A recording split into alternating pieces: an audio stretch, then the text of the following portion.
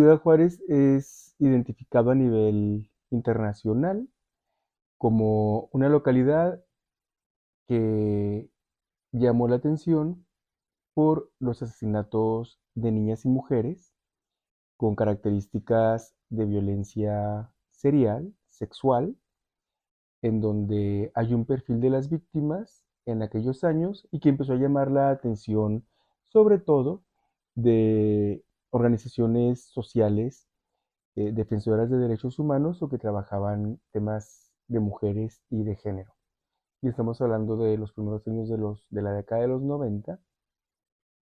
cuando sin ningún antecedente o sin ninguna documentación empezó a registrarse algo que en esos colectivos reconocimos como una forma de asesinar niñas y mujeres de la que no teníamos memoria ni registros, pero que sí empezó a llamar la atención porque aparecía sobre todo en notas de prensa, algo que daba cuenta de que estaba sucediendo algo en la ciudad, algo que no conocíamos y que parecía una nueva forma estructural de violencia en una sociedad como la juarense, que no tenía altos índices de criminalidad o no estaban registrados y menos con ese perfil. En los 90 lo que había quedado atrás es una ciudad de discotecas, una ciudad con mucha vida nocturna, una ciudad con ciertas condiciones de seguridad que además eran atractivas para población de los Estados Unidos que venía los fines de semana a visitar a su familia o a espacios lúdicos y de diversión, y que también era a nivel nacional un objeto de atención por la inversión maquiladora. Y Juárez era eso en los 90, una ciudad en la que había pleno empleo, una ciudad de bonanza económica, una ciudad con ciertos márgenes de seguridad, sin alta criminalidad y que además, como una urbe fronteriza, tenía esa peculiaridad de que era un lugar donde venía mucha gente de El Paso. En los 90 eso cambió. Es el tiempo en el que también se reconoce el inicio del Tratado de Libre Comercio, en los 90,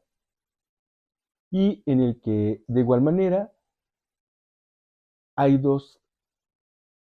cambios en cierto tipo de actividades, como fue por ejemplo en los 90 una política del gobierno del estado de poner horas tope, horas límite para la diversión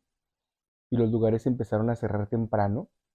y eso golpeó a la vida nocturna y a la economía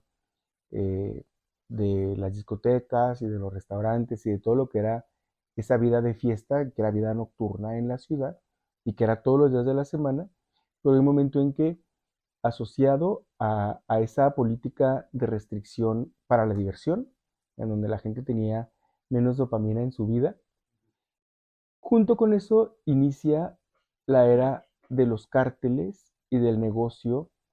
del crimen transnacional asociado a el tráfico de drogas ilegales. En los 90 eso es lo que pasa en la ciudad, una ciudad de bonanza económica, pero también una ciudad que junto con el empleo ve, por ser frontera, nuevos impactos en la vida fronteriza por el asunto del TLC, pero también por la presencia de grupos criminales con organización transnacional dedicados a, sobre todo, el tráfico de drogas ilegales y como otra parte del escenario lo que tenemos es el control de los horarios en los lugares para bailar. Hay quienes, no se ha estudiado esto, pero hubo investigaciones en los 90 y en los primeros años del 2000 que señalan cómo esa política de restricción del gobierno del Estado significó un aliento y un aliciente, pues, para el consumo de drogas ilegales. Como ya no podías bailar y ya no podías ir a bailar y disfrutar solo con lo que había en las discotecas hasta ese tiempo, que era un cierto tipo de bebidas, pero nada más. lo que empezó a funcionar es cuando se acababa la discoteca, el tráfico de drogas como algo que vino a suplir todo eso que era desvelarte hasta las 6 de la mañana. Bueno, pero eso es lo que yo diría como del contexto en el que empieza a hacerse ese registro de los primeros casos de asesinatos de niñas y mujeres, que si bien los primeros casos se documentan en el 93, fueron los primeros casos que nos llamaron la atención. Y en aquellos años se fundó el programa de estudios de género aquí en la universidad y junto con el Grupo 8 de marzo y lo que se llamaba la Coordinadora de ONGs en pro de los derechos de la mujer, en donde muchos activistas locales, básicamente era un grupo formado de mujeres, empezaron a documentar este tipo de asesinatos y en el programa de género, junto con una compañera finada, iniciamos ese registro y pues sobre todo lo trabajaron ellas para empezar a reconocer que había un perfil en esas víctimas que además eran asesinadas con gran saña, a diferencia de otros casos que estaban documentados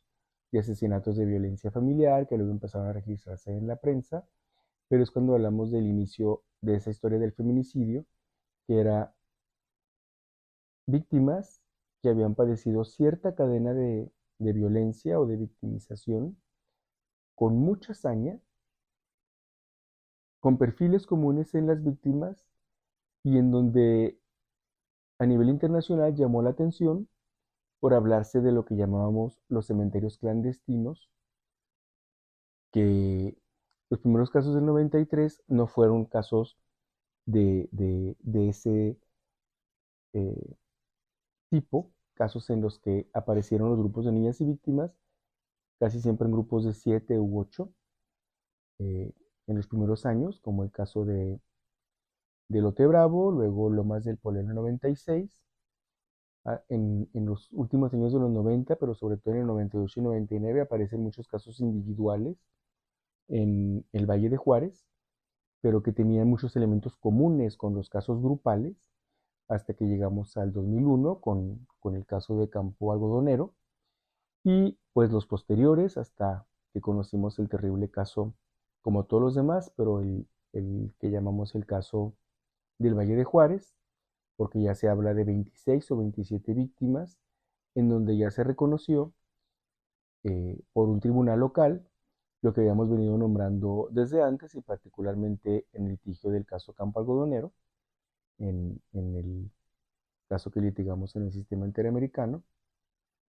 y en el que indicábamos eso que habíamos ido documentando tiempo atrás y que era lo que ya nombré antes, un perfil, un asesinato grupal, un caso que se puede nombrar como serial o grupal, eso sigue en discusión todavía, hay casos que son seriales, hay casos que son de grupo, pero a partir del 2001, en el litigio en la Comisión y después en la Corte Interamericana, lo que señalamos no solamente eran estas cuestiones de la hazaña, el perfil de las víctimas y un cementerio clandestino con grupos de cadáveres localizados ahí, sino que había una cadena de la victimización en donde el asesinato, con razones sexuales, tenía como antecedente cautiverios y la desaparición. La desaparición de la niña o joven, nunca investigada, no documentada, pero de la que después se pudo dar cuenta porque se supo que las víctimas en efecto estuvieron cautivas. Eso nunca se ha investigado, ni dónde, ni por parte de qué perpetradores. Y que en esos cautiverios además había grupos organizados para dicho cautiverio que podía durar semanas, no sabemos si meses, porque hay víctimas que luego, aunque se sabe que desaparecieron en cierto mes, su cadáver apareció muchos meses después y las investigaciones periciales daban cuenta de que además no hacía mucho que había sido privada de la vida o hay casos en los que en efecto se reconoce que fueron privadas de la vida en una fecha muy próxima a su desaparición. Pero de eso hablamos cuando nombramos el feminicidio en Juárez, de una historia de victimización con razones de género, de edad, de clase social y en donde no conocemos las conclusiones finales de estos hechos, por lo cual es muy complicado aventurarse a señalar conjeturas que coincidan con la verdad jurídica, porque no existe verdad jurídica, ni en el caso de la sentencia de Campo Algodonero, en donde la única verdad jurídica es que el Estado mexicano violó y sigue violando los derechos de esas víctimas, porque los casos siguen sin ser esclarecidos. La única verdad jurídica que tenemos es esa, que lo cierto es que la autoridad, que el Estado mexicano viola los derechos de niñas y mujeres, como violó los derechos de Claudia, Laura y Berenice, que son las víctimas de ese caso. Pero más allá de eso, no sabemos quién la secuestró, quién cometió la desaparición como particular, o si fue una desaparición de otra naturaleza. No sabemos dónde estuvieron cautivas. No hay investigaciones en relación con quién las asesinó. Ningún caso está esclarecido de esos casos que son crímenes sexuales en donde la víctima no conocía a sus agresores, no eran parte de su familia, como muchos casos de violencia familiar. Y hablando de la violencia, lo que tenemos es que hay muchísimas formas de violencia, en la violencia social y en la violencia de género, y que cuando hablamos del feminicidio sexual, por el que Ciudad Juárez es nombrado a nivel internacional, estamos señalando casos de victimización en donde no hay conclusiones finales, no hay investigaciones jurídicas, a pesar de que hay una gran diferenciación institucional en términos de fiscalías, de capacitación de ministerios y de gasto público, que ha funcionado a veces muy mal, otras veces de muy buenas maneras, digamos, pero que no obstante eso, no hay una voluntad política de Estado para acabar con esa criminalidad. Y hasta el día de hoy, además de los feminicidios sin esclarecer, lo que tenemos es una larga lista de casos de víctimas de desaparición, en donde lo que pervive es esa conjugación de factores que hablan de edades, perfiles de las jóvenes que sufrieron la desaparición en términos de clase, en términos de zonas de residencia, en términos de ciertos indicios de su desaparición, que la mayoría fueron en ciertas zonas de la ciudad, a ciertas horas del día. Nuestras investigaciones han detectado que incluso hay días de la semana en los que preferentemente ocurría la desaparición, hablando de esas niñas. Y eso, pues lo dicen las pesquisas, lo dicen los relatos de las familias y lo dicen ciertos indicios judiciales de la investigación ministerial, pues, pero pues hasta ahí son las cosas que tenemos de esta violencia feminicida por la que Juárez es reconocida en todo el mundo. Y lo que es cierto es que esta violencia no es, eh, dentro de la emblemática, no es la única violencia que se vive en una ciudad que ha llegado a ser nombrada, de acuerdo a ciertos indicadores, como una de las más peligrosas y violentas por registrarse muchísimos casos de crímenes en todo el mundo. Y entonces a finales de la década del 2000, como los primeros años del 2010, pues la ciudad fue además nombrada como eso, las del top mundial en inseguridad. Y la ciudad sigue siendo eso en el concierto nacional, en el concierto internacional. Y entonces a la historia del feminicidio, que es este asesinato de una mujer por razones de género, por el hecho de ser mujer, esto forma parte de una de las violencias en una ciudad en la que además también sobresale la tasa de asesinatos de infantes, de jóvenes y de varones también, ¿no? Si hablamos de tasas, la ciudad está en el top nacional igualmente, hablando nada más, no solo de violencia hacia las mujeres, sino de violencia y crimen en general.